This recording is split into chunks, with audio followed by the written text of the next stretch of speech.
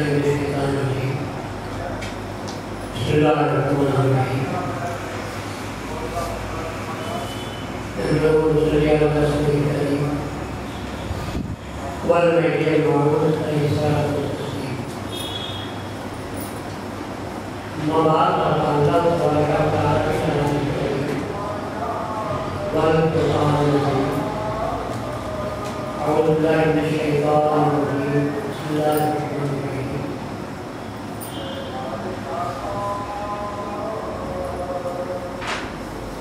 سمعنا وأطعنا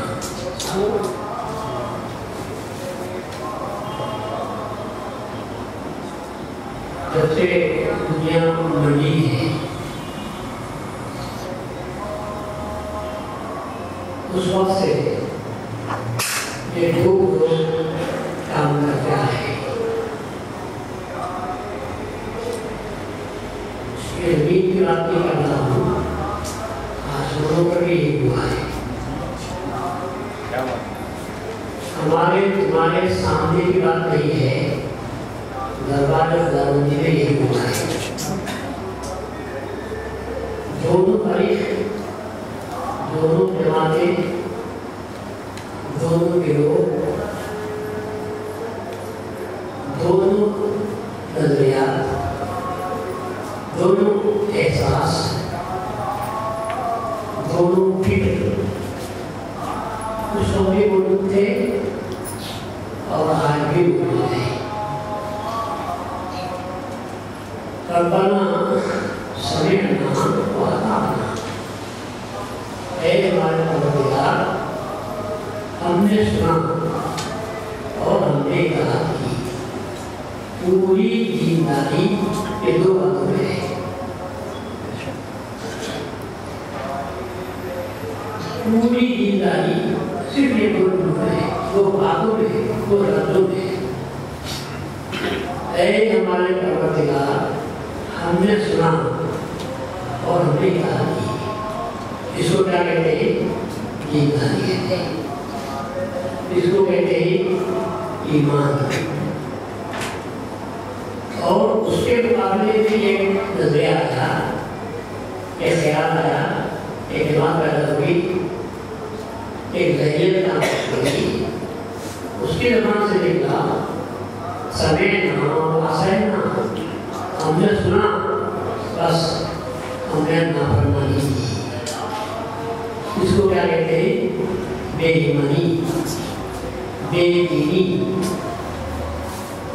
کفر شرک نفاق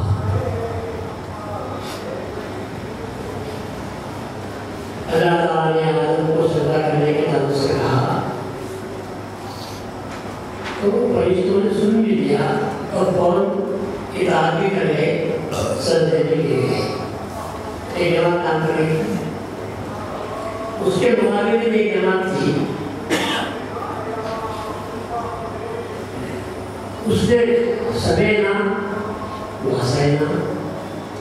ہم نے سن تو لیا تیری بات کو پر ہم نے نافرمانی کی سجدہ کرنے سے انکار کر دیا تو یہ دو جماعتیں شروع سے تھیں اور قیامت تک بھی یہ دو جماعتیں رہیں گی اور ایک نقطہ یہ بھی آپ کو معلوم ہوتا ہے جنہوں نے خدا کے دربار میں رہ کر اپنے کانوں سے خدا کی آواز کو سنا کرنے والوں نے اس پر عمل کیا انکار کرنے والوں نے انکار کیا بیچ میں کوئی واسطہ نہیں تھا وہاں بھی یہ کام ہوا ہے اس کے بعد تو پیغمبروں کے ذریعے رسول خدا کے ذریعے مہدی کے ذریعے کلام الہی آیا تو اگر کچھ سننے والوں نے سن کر مانا اور کچھ لوگوں نے سن کر انکار کیا تو تعجب کی بات نہیں ہے وہاں بھی وہ ضروریت کام کرتی ہے کہ ضروریت ذہنیت کی اور یہاں بھی وہ ضروریت کام کر رہی ہے کیونکہ وہ تو کہتے ہیں ہم کو اللہ نے ہم کو کب کہا سوال یہ ہے جن سے اللہ نے کہا تھا انہوں نے کیا کیا بعض ایسے تھے جو مان لیے اور بعض ایسے تھے انہوں نے انکار کر لیا मुझे कोई वास्ता था, कोई पैगंबर, कोई खलीफा, बिल्कुल डायरेक्ट बात है, बिल्कुल डायरेक्ट है, साफ अल्लाह कह रहा है, जब मैं इसको बशर को बना दूं तो तुम सबके सब सजदे में गिर पड़ो। डायरेक्ट का अपने सगे कानों से सुना। जिनको झुकने की आदत थी, बात मानने की आदत थी, उन्होंने फौरन सजदे में गिरे। लेकिन एक जमात का सरदार था, उसने इनकार कर दिया, नाफरमानी की, और उसकी दुनियत आज भी काम कर रही है, उसकी दुनियत आज भी काम कर रही है। इनकार करने वाले कौन होते हैं? जिनकी ज़हनी एतबार से जो इब्लीस की बुनियत होती है, होंगे उनके माँ बाप को, मगर ज़रूरियत किसकी है? वो इब्लीस की ज़हनियत की ज़रूरियत है। वो इनकार करते हैं, वो इनकार करते हैं।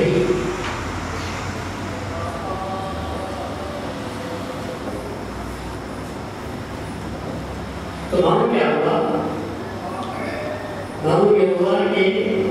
दीनदारी और बेदीनी किसी की भी आपको देखना हो, न उसकी सूरत पर जाओ, न उसकी दाढ़ी पे जाओ, न उसकी पोशाक पर जाओ, न उसकी मीठी ज़बान पर जाओ, देखो ये सवेना व अताना कहने वालों में से है तो उसको मानो, और सवेना व असाइना कहने वालों में से है तो उसको समझो कि इब्लीस की दुनिया है। हमारी और तुम्हारी नजर में शैतान की सूरत बड़ी भयानक है। शैतान की सूरत हमारी तुम्हारी नजर में बड़ी भयानक है। काला भुजन, बिखरे बाल, मखलूक सूरत और लंबे कद वाला, उसको हम क्या कहते हैं? शैतान है। सूरत को देखकर न शैतान का लफ़ज़ पता करो, न इब्लीस का, तो फरिश्ते का लफ़ज़ पता करो। फिर क्या देखना चाहिए? ये बातें देखना चाहिए। सवेना व अताना कहने वालों में से है तो वो ठीक है, और सवेना व असाइना कहने वालों में से है वो बहुत ही खूबसूरत होना हो जाए तो उसको सिवाय शैतान के, इब्लीस के और कुछ नहीं कह सकते। ज़मीन में तो मरतबा जा रहे थे, सामने से हंसी पोशीदा खूबसूरत बनी सौरी आपके सामने आई, हिजराती हुई अदा नाज के साथ। अली की नजर पड़ी, उसकी सूरत पर नहीं पड़ी। अली ने जो कहा उससे आप मालूम होगा कि मैंने जो बात कही है वही बात सही है। अली ने उसको मुखातब किया, मैं तुझे जानता हूँ, जरूरी रहेगी किसी और को धोखा देना, मैं धोखा खा नहीं सकता। मैं जानता हूँ कि तू दुनिया है, मैं जानता हूँ कि तू दुनिया है, धोखा दे, मुझे छोड़कर दूसरों को धोखा दे, तेरे माँ में आ जाएंगे, लेकिन मैं तेरे माँ में आने वाला नहीं। तो ये अली ने गायब को नहीं देखा, ने उसके बातिन को देखा। आप एक काम करो, आज ये बात कह रहा हूँ, इसे गांठ बांध कर रख लो। दुनिया में अगर आपको जीना है, दुनिया में जीना है, उसे जी के आदत है। तो हमारे पास क्या आ गया है? आप लोगों के पास नहीं चाहिए, हमारे पास क्या है? ہے بھی مال ہے منال ہے پراپرٹی ہے جائیداد ہے حسن ہے خوبصورتی ہے زور طاقت اختیار اقتدار کیا ہے ہمارے پاس بھی سب میں یہ ہے کچھ بھی نہیں ہے میں ایک چیز ہے میں بہت سے کہہ سکتا ہوں وہ چیز ہے ہر ایک کے پاس ہے اس کا وہ مالک ہے اسے بچاؤ اسے بچا دو آپ کامیاب آئیں ابھی کوئی تقریب کی اسی سلسلے کو آگے بڑھاتے ہوئے بات آپ کے سامنے لگ رہا ہوں تو ایک چیز ہے جب ہم کو لگانا چاہیے اس کے ہم آئے ہیں دوسری چیزوں میں آپ دیکھیں گے تو میرے پاس لاکھ روپے ہو گئے کہ میرے پاس سامنے 5 لاکھ بارے بچانا ہے میں اگر خوبصورت ہوں تو مجھ سے زیادہ خوبصورت کی دنیا میں آپ کو نظر آ جائیں گے میرے پاس اگر بہت اور طاقت ہے تو پہلوان بھی آپ کے سامنے آ جائیں گے جو اس سے آپ سے بہت زیادہ جوابات آنکھر شہدور آپ کو نظر آئیں گے تھوڑی بہت میں اپنی اختیار رکھتا ہوں تو بہت سے لوگوں پر قبیلوں پر اختیار رکھنے والے آپ کی بہت مل جائیں گے ان کے سامنے بھی بھی نہیں ہوگا کسی چیز میں آدمی تو ایسا نہیں ہوتا جس میں کوئی شریک نہ ہو ہر چیز میں دوسرے شریک ہوتے ہیں پر اللہ نے ایک چیز ایسی دی ہے اس میں کوئی دوسرا شریک نہیں ہوگا اور آپ کا کمال یہ ہے کہ اس میں آپ دوسروں کو شریک کرنا اس کی بات کرو اسی لیے کہتا ہوں لے دے کے ہمارے پاس کیا رہ گیا ہے صرف ایک نظر رہ گئی ہے سب چیزیں چلی لے دے کے اپنے پاس رہ گئی ہے تو فقط ایک نظر اب دنیا کو اپنی نظر سے دیکھو دوسروں کی نظر سے بات دیکھو دنیا کو دیکھو تو کسی نظر سے دیکھو اپنی نظر سے دیکھو آج دنیا جو بھٹک رہی ہے وہ لوگوں کی نظر سے دیکھ رہی ہے اسی لیے غلام بنے ہوئے بے ایمان بنے جا رہے ہیں اپنی نظر سے دیکھو میں سمجھتا ہوں غریب بن جاؤں گی بے شک اپنی نظر سے دیکھو دوسروں کی نظر سے دیکھو ابو اللہ مودی جی نے کہا کہ اس کی نظر سے دیکھ رہا ہوں قرآن کو کیا ہوگا میرا ایمان دارت ہو جائے گا توحید الدین خان کی نظر سے میں تفسیر پڑھوں گا تو کیا ہوگا دین برباد ہو جائے گا میں پڑھوں گا تو بہت موت نے فرمایا کہ قرآن کو سمجھنے کے لیے جو ایمان کافی ہے تو اپنی نظر سے کر اللہ کے سامنے آ جائے گا بے شک سبحان اللہ دوسری نظر مت پڑھو دوائی ہوئی یہی سے لوگوں نے اپنے نقطۂ نظر کو لوگوں کے سامنے پیش کیا اور ان کو مجبور کیا کہ تم پڑھو تو میرے نظر سے قرآن کو دیکھو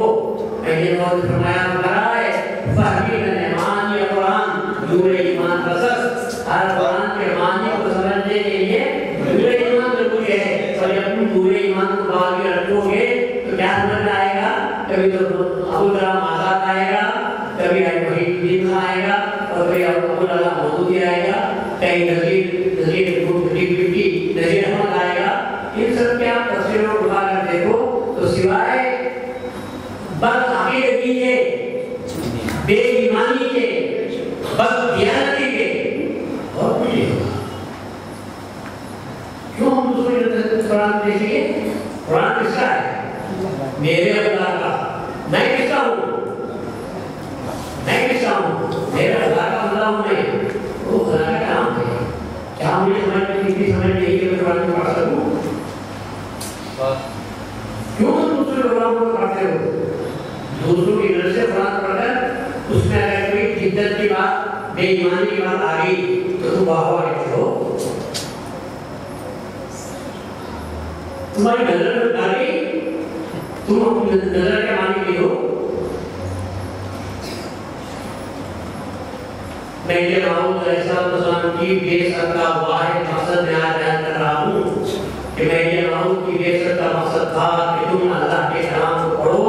तो तुम्हारी नजर से पढ़ो, पूरे ईमान को सामने रखकर पढ़ो तो अल्लाह ताला तुम्हारे सीने को खोल देगा और मानी हकीकी जो बात है वो तुमको करना देगा।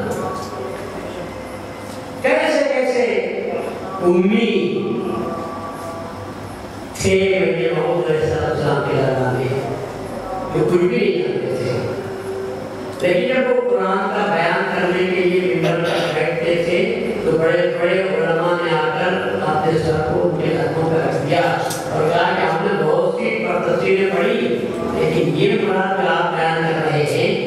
ये मुराद सबसे ज़्यादा बायस है और साफ होकर का, और ये जो मुराद है ये किसी किताब के मुताले की देन नहीं है, ये अल्लाह सुब्हानहू व तआला की देन है। ये ज़रूरी है। तो इनमें नजूमी किसे मिलता है? इनमें नजूमी किसे मिलता है? जो दूसरों के पास जाकर कासा जैसी करता है, चूड़ा काटता है, तो उसे कहाँ से नजूमी मिलेगा? पकड़ो खुदा को,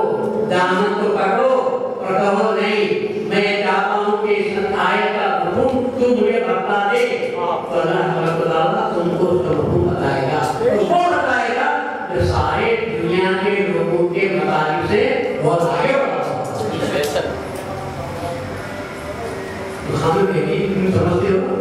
अपने जैसा समझते हो, अरे आज अपने जैसा समझने फिर भी उदाहरण छोड़ो, अपने जैसा समझने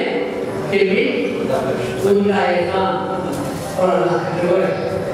अब तो ये कह रहे हैं महदी ने ये कहा और मैं ये कहता हूँ, महदी ने बस कहा और मैं सुन्नत कहता हूँ। किस पर हुक्म लग रहा है? हुक्म लगाने वाले हाकिम पर मेरा हुक्म लग रहा है, गुलाम का हुक्म आका पर, गुलाम का हुक्म आका पर चल सकता है। महदी ने ये कहा, फिर मैं जो कह रहा हूँ वो सही। किसकी नजर से देख रहे हैं? एरो की नजर से देख रहे हैं, एतराज कर रहे हैं, तो हाँ ये सही है। भैया भी एरो को देखकर अपनों पर एतराज, एरो पर देखकर उन पे एतराज तो हो ही नहीं सकता। तो खुद पहले तुझे अपना मुकाम मालूम नहीं, तुझे अपना मुकाम मालूम नहीं।